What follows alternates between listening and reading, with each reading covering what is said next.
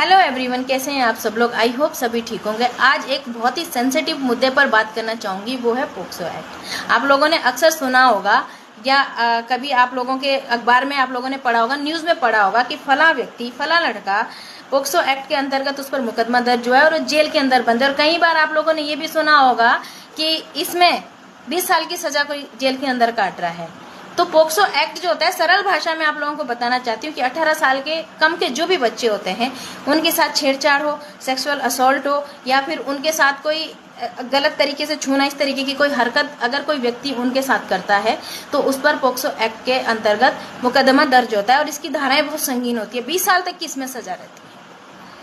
अब कई बार ये चीज भी होती है, देखिए, एक तो होती है छेड़छाड़ हुई बच्चे के साथ या किसी बुजुर्ग व्यक्ति ने या किसी बड़े व्यक्ति ने एक छोटी बच्ची के साथ छेड़छाड़ कर दी या उसके साथ रेप कर दिया, तो वो उस पे भी वही मुकदमा दर्ज होगा। लेकिन मेरे पास जो अभी जो ये मुद्दा है बात करने का, वो ये है कि कुछ लड़के जो होते हैं जो कि टीनेजर होते हैं, जबकि 9th और 10th क्लास में लड़कियां आती हैं और लड़के 20-22 साल के या 19 साल का है लड़का, तो एक अट्रैक्शन दूसरे लड़कों के प्रति या लड़कियों के प्रति उनमें आ जाता है।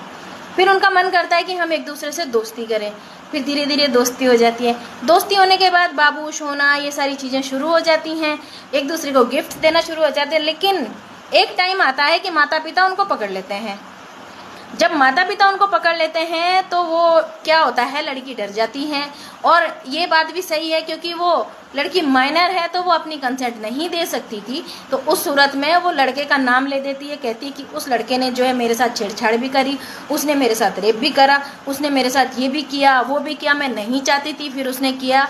और उसके बाद उस लड़के पे मुकदमा दर्ज होता है। लड़का मात्र 19 या 20 साल का है और मुकदमा दर्ज होने के बाद पुलिस उसको उठा लेती है, जेल में डाल देती है। और इसमें जो सबसे बड़ी बात होती है, लड़के का पूरी जिंदगी का करियर बर्बाद। मैं सब लड़कों से कहना चाहती हूँ, आपकी जो भी एज है, आप माइनर हैं या फिर आप मेजर हैं, यानी कि आप बालिग हैं या नाबालिग हैं, सबसे मेरी सिर्फ यही सलाह है कि ये जो अट्रैक्शन है ना, इसे बंद कर दो।